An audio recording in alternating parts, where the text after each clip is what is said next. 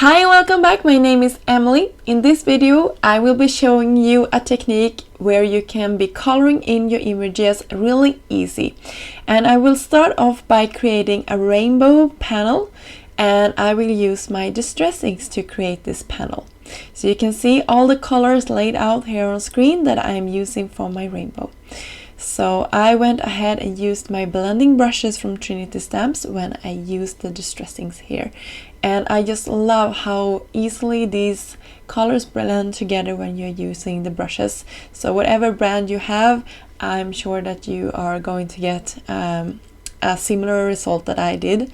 You can also use your foam blenders if you want to, but I find this really easy to get a smooth blend because I have a really heavy hand when I am ink blending. So this is really something that's been helpful for me to get a good result. So after I had finished off my blending, I spritzed this with some clear water and just dabbed it away. I also pressed a blue color and a red color down to a craft sheet here, and then I just picked up the colors and splattered it over my panel. So here is how quick and easy the coloring for my first project is. I'm using the Color High inks from Make a Forte, and I'm just going ahead and inking that up a couple of times just to get a perfect result. And that's it.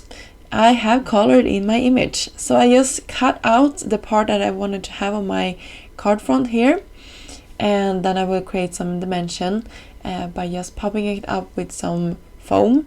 But before I do that, I'm going to take one of my larger distress ink pads directly to the cardstock here, just to create that distressed look. I wanted it to look a little bit more vintage and to tone all of those rainbow colors down. So I used the vintage photo to do that.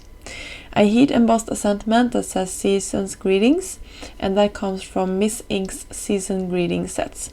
And by the way, that cute stamps or cute stamp with the mushroom and the leaves are also from Miss Ink's, of course, and it's called Smoking Caterpillars. So that finished off our first card, and I decided to create a second one. So for this one, I decided to go ahead and create a background with some gray cardstock, and I used some of Decofoil's transfer gels to create this, and I also used Decofoil's opal foil. You can see how that looks on top of that gray. This is a foil that you can see through, so if you had another color underneath, that would have picked up the color underneath that one as well. So for example, if you had a red cardstock, this opal one would have shown through the red. So I really like that. So here I just cut out one of the other stamps from the Smoking Caterpillars, and I will show you how easy this was to coloring in, doing nearly the same thing as we did in our previous project, where you just color the background. For this one, I stepped it up a little bit and actually cut it out before I colored it. So I'm using 3 colors here, and when I'm happy with the result here, I am just going back and forward between 2 of the colors just to create that smooth blend. I will spritz this with some water, and then I will pick up some of that blue colors and just create some more splatters. I just love the effect that that gives, and I will do the same thing with I believe it's the Shadow Straw or Antique Cleaning, it might be as well. So when I'm happy with the result, I am calling that one done. And I also cut out one, I believe this is called Caterpillars, I'm just guessing here. I should have looked it up before I did the video. So I'm using the caterpillar here, and I'm just creating the warm tones. If I had more cold tones on my mushroom, I had the warm tones here on my caterpillar. So I'm sorry about my lighting here. It's one of those days with a lot of sun, and I just wanted to take advantage of it.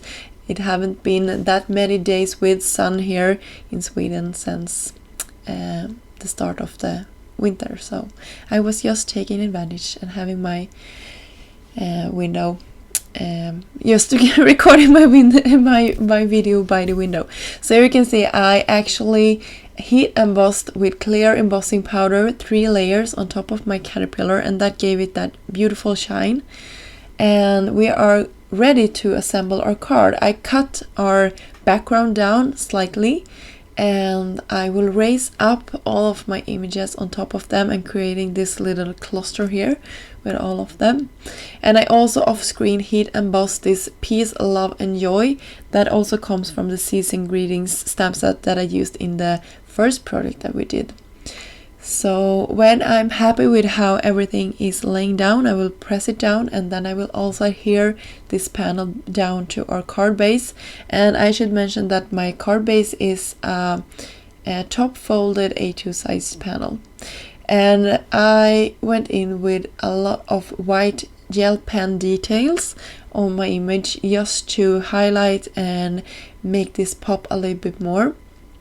And I did that on my previous project as well. So I really like how these white spots coordinate with the black spots that I did off camera. So really beautiful. And now I will give you a close-up of our projects. And if you like it, it would mean a lot if you could give this video a thumb up. It really helps us out. And if you want some more inspiration, you can also visit the coordinating blog post. I will leave links down below for them, and of course all the products that I used in this video are listed down below. Until next time, have a great day. Bye!